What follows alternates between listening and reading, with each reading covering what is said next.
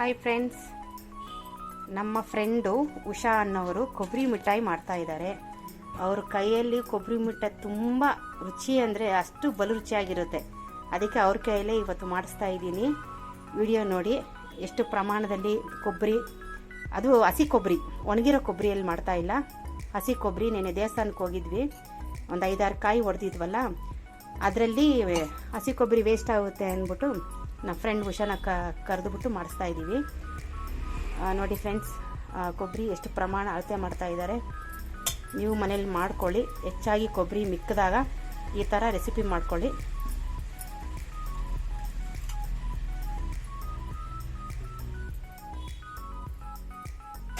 Just 3 ಐಟಮೇ friends: ಹಸಿ ಕೊಬ್ಬರಿ, ಸಕ್ಕರೆ, ಏಲಕ್ಕಿ ಪೌಡರು ಮತ್ತು ಹಾಲು. 4 ಐಟಮು ಟೋಟಲ್. 2.25 ಕಪ್ ಇದೆ ಕಾಯಿಲೆ. ನೀವು ಸ್ವೀಟ್ ಹೆಂಗೆ ತಿಂತೀರೋ ಹಂಗೆ. ಓಕೆ. ಅದೇ ಎಷ್ಟು ಸ್ವೀಟ್ ಬೇಕು ಅಂತ ಅಷ್ಟು ಪ್ರಮಾಣದಲ್ಲಿ ಮಿಕ್ಸ್ ಮಾಡ್ಕೋಬೇಕಂತೆ.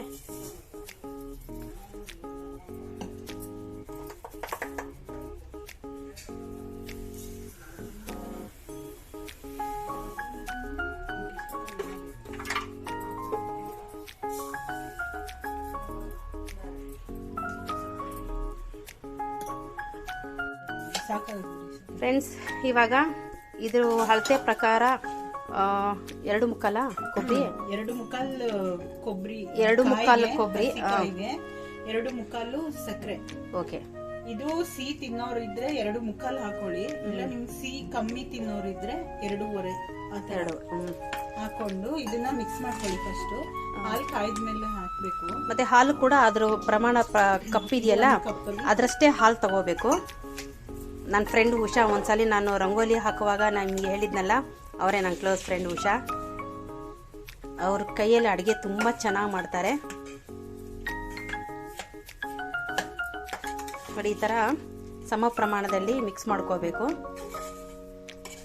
ಇದು ಒಲೆ ಗಿಡಕ್ಕಿಂತ ಮುಂಚೆನೆ ಮಿಕ್ಸ್ ಮಾಡ್ಕೊಳ್ಬೇಕು.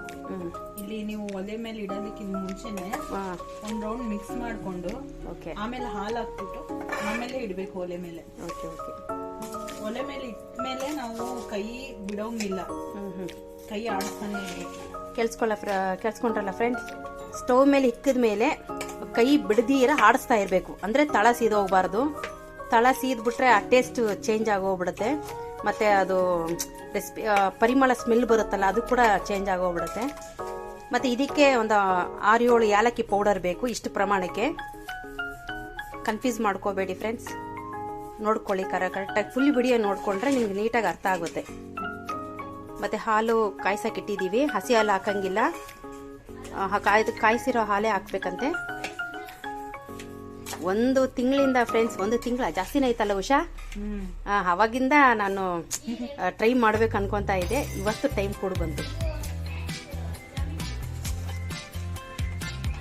ನೋಡಿ ಫ್ರೆಂಡ್ಸ್, ಈ ಥರ ಎಷ್ಟು ನೀಟಾಗಿ ಕಾಣ್ತಾ ಇದೆ ನೋಡಿ.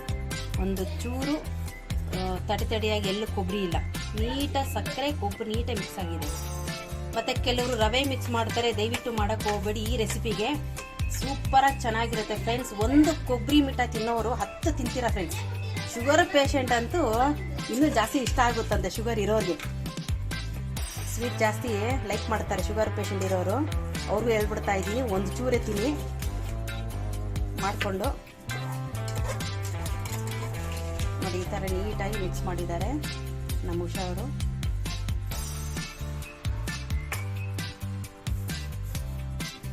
ಈಗ ಹಾಲು ಕಾಯ್ತಾ ಇದೆ ಫ್ರೆಂಡ್ಸ್. ಸ್ವಲ್ಪ ಉರಿ ಜಾಸ್ತಿ ಮಾಡಿದ್ದೀನಿ. ಓಕೆ, ಬಾಯ್ಲ್ ಆಗ್ತಾ ಇದೆ. ಮತ್ತು ಹಾಲು ಕೂಡ ಸೀದೋಗಬಾರ್ದು, ಅದು ನೆನಪಿರಲಿ. ಕರೆಕ್ಟಾಗಿ ಇದು ಮಾಡ್ಕೋಬೇಕು.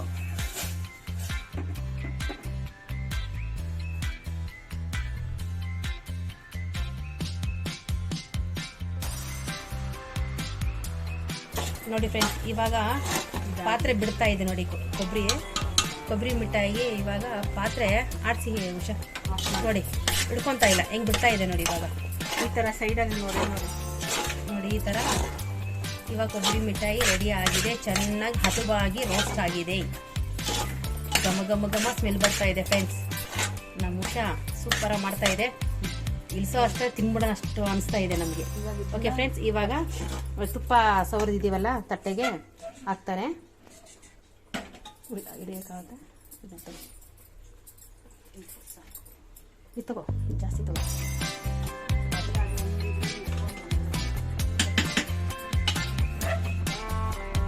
ಇಟ್ಕೊಳ್ಳ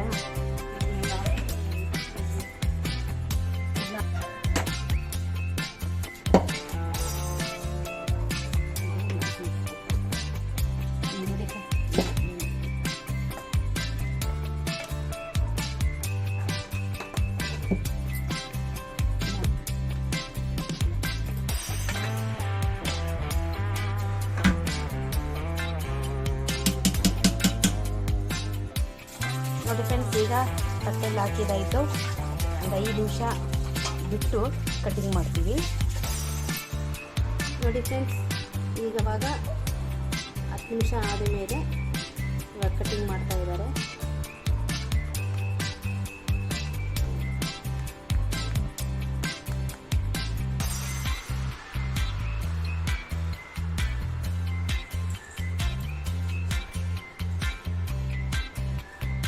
ಗಟ್ಟಿಯಾಗೋಗಿದೆಯಾ?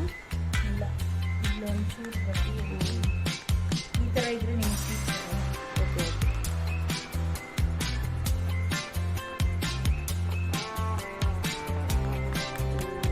ಈ ಥರ ಕಟಿಂಗ್ ಮಾಡ್ಕೋಬೇಕು.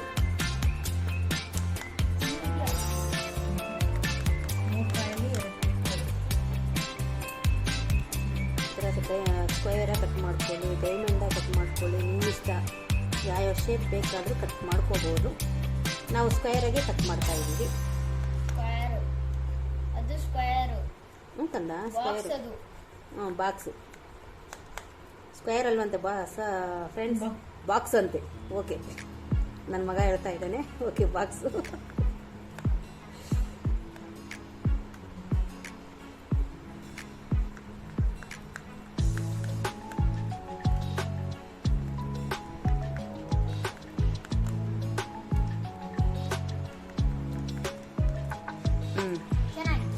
ಹೇಗಿದೆ ರೇವಂತ್?